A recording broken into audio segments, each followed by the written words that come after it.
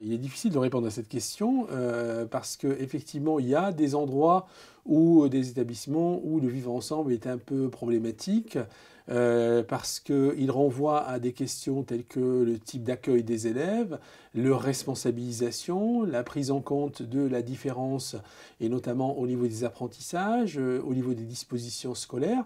Mais il y a aussi des établissements où, à l'inverse, toutes ces questions-là sont bien prises à bras-le-corps puisqu'il y a une sensibilité à cette question. Et surtout, là où ça marche bien, c'est dans les établissements où on associe fortement le vivre ensemble et l'apprendre ensemble. Hein. C'est-à-dire la question de mettre en activité les élèves, d'être exigeant et bienveillant, de percevoir aussi quels sont les leviers de façon à responsabiliser tous les élèves. C'est aussi la question de leur participation à des dispositifs et aux instances. Et donc, en fait, c'est assez contrasté. Dans certains établissements, c'est un peu compliqué parce que il y a parfois un changement de personnel de direction ou d'équipe et il faut du temps pour pouvoir prendre toute la mesure de ces questions-là. Mais disons que là où ça marche bien, c'est plutôt là dans les établissements où on voit globalement une prise de conscience de ce que le vivre ensemble apporte à l'apprendre ensemble, avec une prise en compte aussi du climat scolaire, de la diversité, de l'hétérogénéité des élèves, y compris dans le cadre, par exemple, de la promotion d'une école inclusive, parce que tout cela, évidemment, retentit sur les pratiques pédagogiques et sur l'évaluation et sur la manière de donner de l'espoir à des élèves qui parfois sont un peu éloignés, comme on dit, des codes scolaires.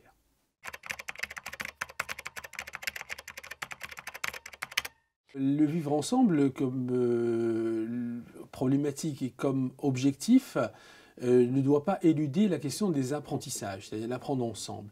Les élèves prennent de plus en plus confiance à partir du moment où ils apprennent des notions, des savoirs.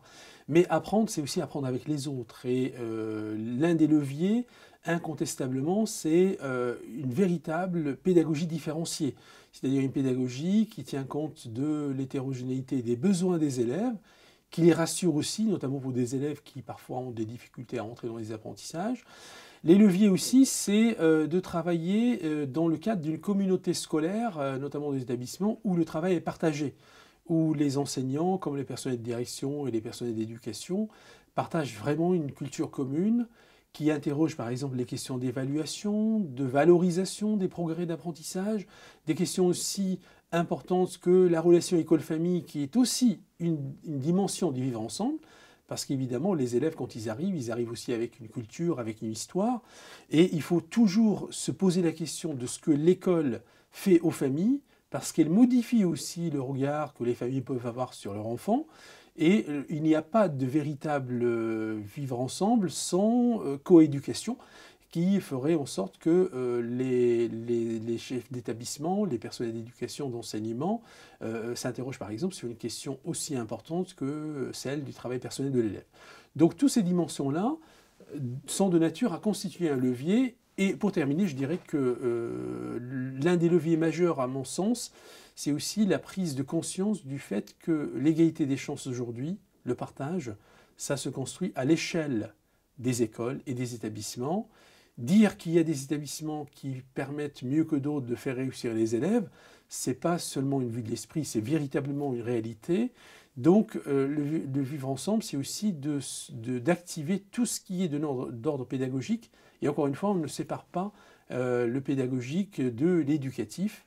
Et à mon sens, il faut aussi qu'on travaille sérieusement l'articulation entre les apprentissages et le climat scolaire pour favoriser justement l'engagement des élèves et on peut dire une formation de qualité qui leur donne confiance et qui les ouvre aussi sur des projets d'avenir. Je dirais que plutôt qu'une typologie ou une série d'actions, ce qu'il faut, c'est une politique. Une politique qui soit impulsée par le haut de l'entreprise. Et j'ai l'exemple d'Orange qui sortait de sa crise que les médias ont appelée la crise des suicides. Il fallait un changement de cap orienté vers les salariés et leur qualité de vie. C'était urgent.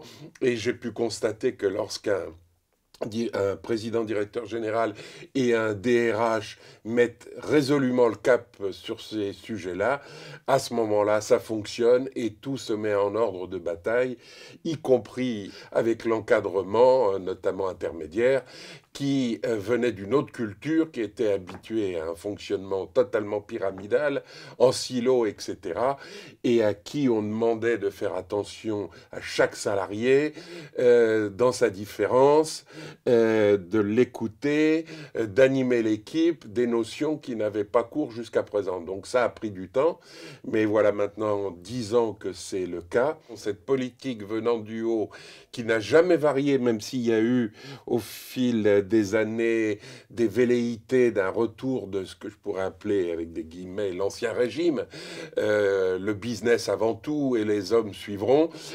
Jamais ils n'ont cédé sur ces aspects-là, et c'est en ça que je crois. Pourquoi? Pas par idéologie ou je ne sais quoi, mais parce que je vois que ça marche, quoi.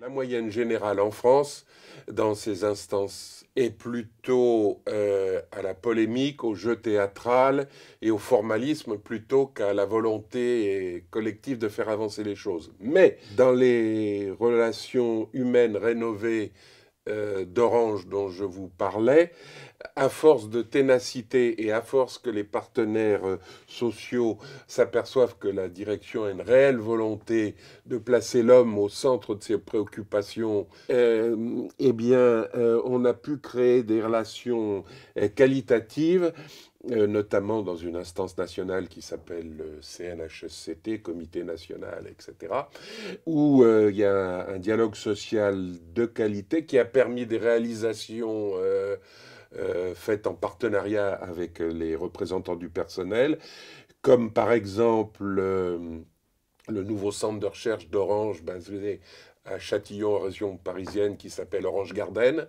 Et tout ça se fait à grand renfort de travail en dialogue social avec une quantité assez importante de CHSCT, parce que c'est un grand établissement, bien sûr. En moyenne, les instances dans ces domaines-là sont encore un peu dans un monde revendicatif, contestataire à la française, si j'ose dire. Mais quand les relations humaines sont de qualité, on s'approche de ce qu'on appelait le modèle allemand jusqu'à encore il n'y a pas très longtemps, c'est-à-dire quelque chose basé plus sur la négociation, le compromis et le gagnant-gagnant, même si au passage le modèle allemand, lui aussi, souffre un peu de la mondialisation. Donc voilà ce que je peux en dire.